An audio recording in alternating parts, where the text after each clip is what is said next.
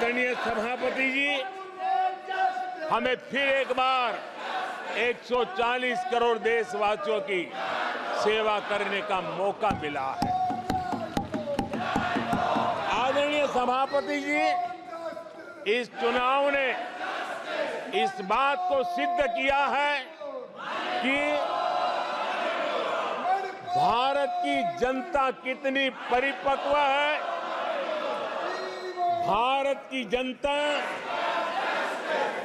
कितने विवेकपूर्ण रूप से और कितने उच्च आदर्शों को लेकर के अपने विवेक का सद्बुद्धि से उपयोग करती है और उसी का नतीजा है कि आज तीसरी बार हम आपके सामने, देश की जनता के सामने नम्रतापूर्वक सेवा करने के लिए उपस्थित हुए हैं।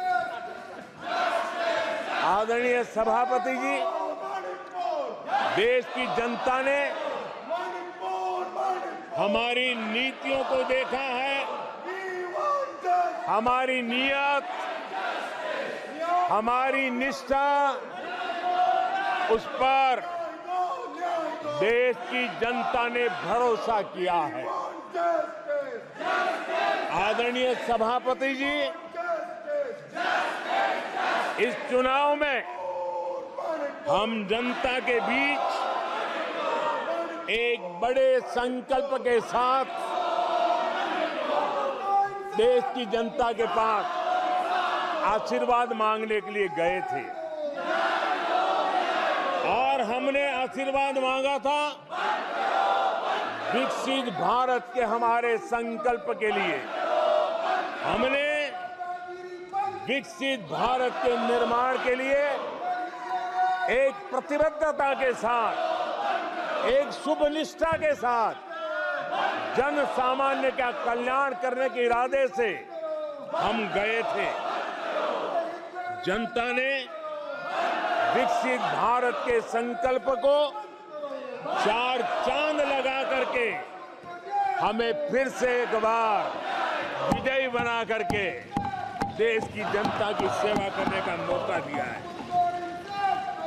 आदरणीय सभापति जी, जब देश विकसित होता है तब कोटि कोटि जनों के सपने पूरे होते हैं। देश जब विकसित होता है तब कोटि कोटि जनों के संकल्प सिद्ध होते हैं। आदरणीय सभापति जी, जब देश विकसित होता है तब आने वाली पीढ़ियों के लिए भी एक मजबूत नींव उनके सपनों को पूरा करने के लिए तैयार हो जाती है। आदरणीय सभापति जी, विकसित भारत का सीधा सीधा लाभ हमारे देश के नागरिकों की गरिमा, हमारे देश के नागरिकों के क्वालिटी ऑफ लाइफ में सुधार, ये स्वाभाविक हमें विकसित भारत होने से देश के कोटि कोटि जनों के भाग्य में आता है। आजादी के बाद मेरा देश का सामान्य नागरिक इन चीजों के लिए तरसता रहा है। आदरणीय सभापति जी, जब विकसित भारत होता है तब हमारे गांव की स्थिति, हमारे शहरों की स्थिति, उसमें भी बहुत बड़ा सुधार होता है। गांव के जीवन में गौरव भी होता है, गरिमा भी होती है और विकास के नए नए अवसर भी होते हैं। हमारे शहरों का विकास भी एक अवसर के रूप में विकसित भारत में उभरता है। तब दुनिया की विकास यात्रा में भारत के शहर भी बराबरी करेंगे, ये हमारा सपना है। आदरणीय सभापति जी, विकसित भारत का मतलब होता है कोटि कोटि नागरिकों को कोटि कोटि अवसर उपलब्ध होते हैं। अनेक अनेक अवसर उपलब्ध होते हैं और वो अपने कौशल्य, अपनी क्षमता और संसाधनों के अनुसार विकास की नई सीमाओं को प्राप्त कर सकता है। आदरणीय सभापति जी,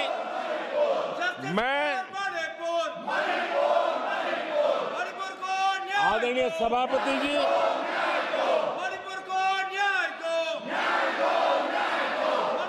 आदरणीय सभापति जी, मैं आज आपके माध्यम से देशवासियों को विश्वास दिलाता हूं, मैं देशवासियों को विश्वास दिलाता हूं कि विकसित भारत के जिस संकल्प को लेकर के हम चले हैं, उस संकल्प की पूर्ति के लिए हम भरसक प्रयास करेंगे, पूरी निष्ठा से करेंगे, पूरी ईमानदारी से करेंगे और हमारा समय का पल पल और हमारे शरीर का कण कण हम देशवासियों को विकसित भारत के सपने को पूरा करने के लगाएंगे। हमने देश की जनता को कहा था 24/7 फॉर 2047। आज मैं इस सदन में ये दोहराता हूं कि हम उस काम को अवश्य पूरा करेंगे। आदरणीय सभापति जी, 2014 के उन दिनों को याद कीजिए। उन 2014 के उन दिनों को याद करेंगे तो हमारे ध्यान में आएगा कि हमारे देश के लोगों ने उनका आत्मविश्वास खो चुका था। देश निराशा की गर्त में डूब चुका था। ऐसे समय 2014 के पहले देश ने जो सबसे बड़ा नुकसान भुगता था, जो सबसे बड़ी अमानत खोई थी, वो था देशवासियों का आत्मविश्वास। और जब विश्वास और आत्मविश्वास खो जाता है, तब उस व्यक्ति को, उस समाज को, देश को खड़ा होना मुश्किल हो जाता है। और उस समय सामान्य मानवी के मुंह से यही निकलता था कि वो इस देश का कुछ हो नहीं सकता। उस समय हर जगह पे ये 7 शब्द सुनाई देते थे, इस देश का कुछ नहीं हो सकता। यही शब्द 2014 के पहले सुनाई देते थे। भारतीयों की हताशा के इन 7 शब्द एक प्रकार से पहचान बन गए थे। उस समय आए दिन अखबार खोलते थे तो घोटालों की खबरें ही पढ़ने को मिलती थी और सैकड़ों करोड़ के घोटाले, रोज नए घोटाले, घोटालों से स्पर्धा, ये घोटालेबाज लोगों के घोटाले, इसी का एक कालखंड था।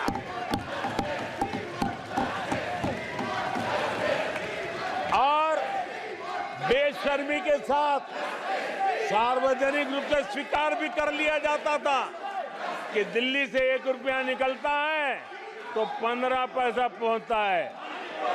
1 रुपये में 85 पैसे का घोटाला।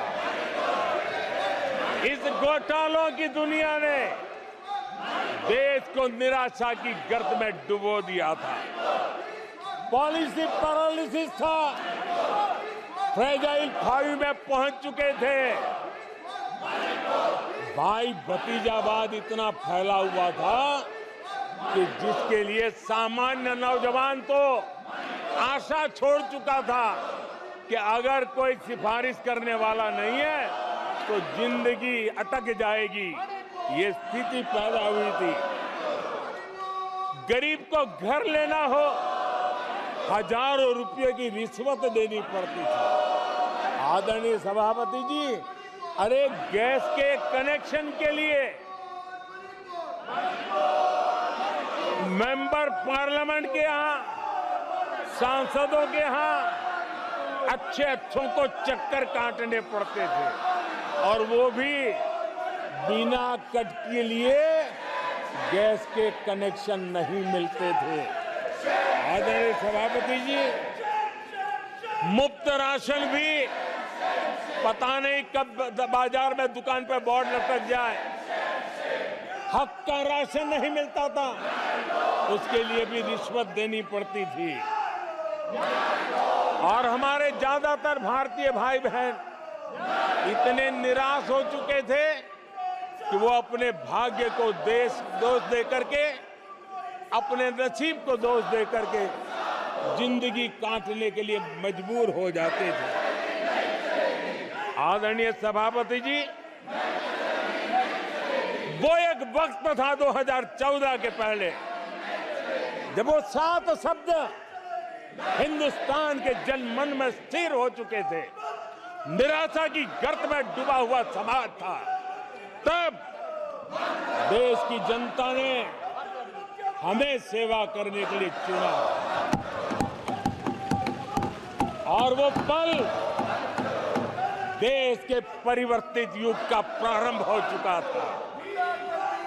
और 10 साल में मैं कहूंगा मेरी सरकार की अनेक सफलताएं हैं, अनेक सिद्धियां हैं, लेकिन एक सिद्धि जिसने हर सिद्धियों में भी जोर भर दिया, ताकत भर दी, वो थी देश निराशा की गर्त में से निकल करके आशा और विश्वास के साथ खड़ा हो गया।